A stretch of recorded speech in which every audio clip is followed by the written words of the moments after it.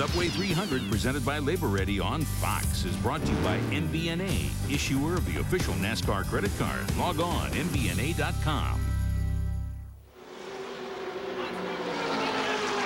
Welcome back to Talladega, where we expect pit stops within 5 to 10 laps if this race stays green. Brad Baker is in a little bit early. And he really just dove off the racetrack right down in front of oncoming traffic. These guys right here, they have been racing mighty, mighty hard and mighty, mighty close. Yeah, look at the wrinkles on Ashton Lewis's rear quarter there's pan. why, bam. Oh, there's another one. Yeah. He already had one. Now he's got a couple. Give me a little more room here, bud. And if you don't, I'm going to have to push you out of my way. Contact with Andy Kirby in that black car. I guess you would call that at Talladega casual contact. No harm, no foul. Maybe a little temper flaring, but that's not unusual for here either. Temper and fender flaring. Yeah. Temper. Jimmy Spencer continues to pull the train. Joe Nemechek has him right in his gun sights. And now McLaughlin looks inside, running a little lower there. And here comes Kevin Harvick, our point leader, back. He's in 41st. There's a couple other cars that's out of the race. Again, any position he can make up is just a few more points that will mean a difference at the end of the year. He'll need to gain about 32 laps. He'll need to run about 32 laps to gain at least a position. Greg Biffle is poised to take over the point lead from Harvick. But with that said, that's still what you got to do. If you can't gain anything, you got to fix the car. You got to go back out on the racetrack. You never want your team to get used to the fact that if something happens to the car, you're going to park it. David Starr is also back after further repairs to that hood hinge on the left side of his hood. Show you Brad Baker's entrance to the pit. Yeah, he was up against the outside wall. Watched him, and he just turns down in front of Shauna. Whoa. That is all the wrong way to come to pit road. Fortunately, she was on her game that time. I mean, the crew chief now, we're just a few laps away from pit stops. Now what you're doing, you're telling that driver, look, this will probably be our last pit stop. Get on the pit road good. Don't speed. Come to your sign. You get that crew together. Guys, this is our final pit stop. No mistakes. No mistakes. All the lugs on, all the lugs tight. One of the biggest things that I fear, though, when I bring it up again, is somebody running into somebody as they all try to get down on the pit lane. They got those little brakes on the things. They're cold. They haven't been using them. And all of a sudden you holler pit, and you got to woe that thing down from 190 mile an hour to 55. And that's the thing. You don't realize 55 miles an hour. It sneaks up on you so fast. It's kind of like coming off the interstate when you've been running 75 or 80 onto a little off ramp. It says 35 mile an hour, and you don't realize how fast you're going until you do that. Yeah, your whole depth perception changes with speed. That's a tough thing to do. I thought he was a little kitty wampus coming off pit road, and it seems he is a lot. That's a sidewinder there. Yep. But considering how hard he hit that outside retaining wall with the back of that car, just to get it back out there and rolling is quite of an accomplishment. It's going to be so important that they get that thing where it'll go at least maintain a certain speed, because NASCAR will not let them just ride around out there. No, you got to have a minimum speed or you can't stay on the racetrack. All right, pit stops within 6 laps. Now, the first 6 cars have now been able to get a pretty good breakaway going on that next pack. And this is when, as crew chiefs, you get together with these guys and you say, look, what are you going to do? It makes no sense for one of these cars to do 2 tires, one of them to do 4 tires. You want to stay in sync with each other.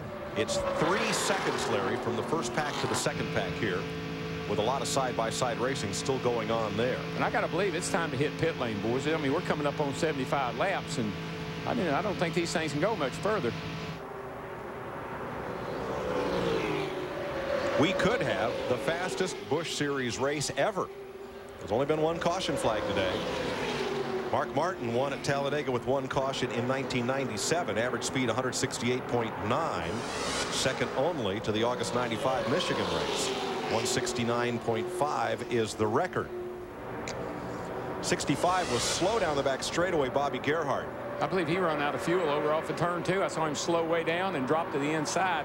Seems like he's coasting back to the pits. Just don't want to speed down pit lane, buddy. Add insult to injury. And Gerhart makes pit road. Pit stops anytime now. Anytime now. And again, I got to believe you'll see these 4, 5, 6 cars here hit pit road together, Jeff. Double checking the math now, Larry.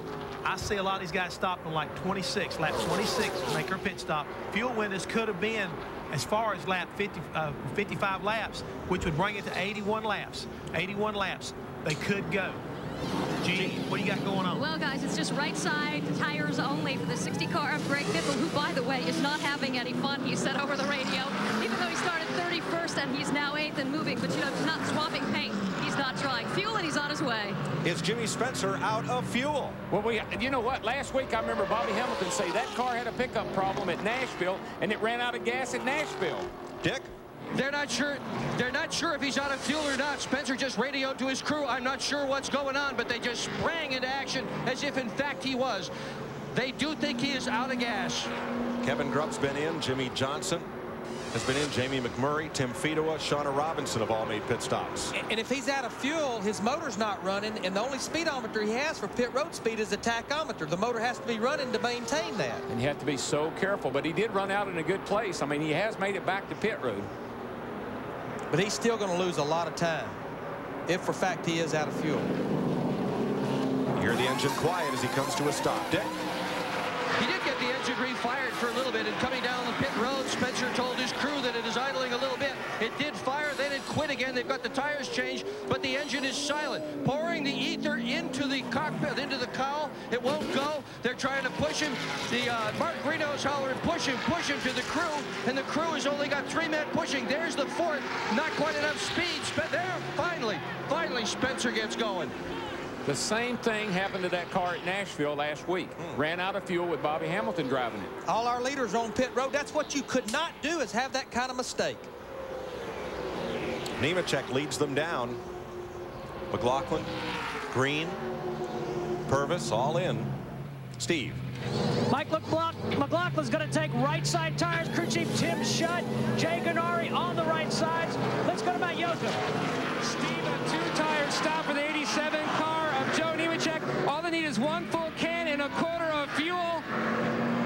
A little slow. Finally, the 87 pulls away, losing a number of positions. Pushing Marty Houston down pit road. His car apparently out of fuel.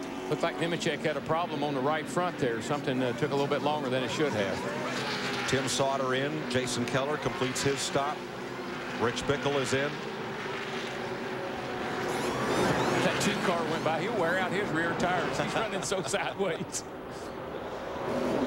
Yeah, coming to pit road at this lap, these guys needed 1 full can of fuel and probably about a 1/4 to 1/2 a can of the next can. They didn't need to sit there till the thing was completely full. Well, Marty Houston's going to need more than that, Larry. Get a little can of ether from further down pit road, see if they can get him fired up. Meanwhile, more deal making going on, as we've had what may be the final pit stop today in the Subway 300, presented by Labor Ready on Fox.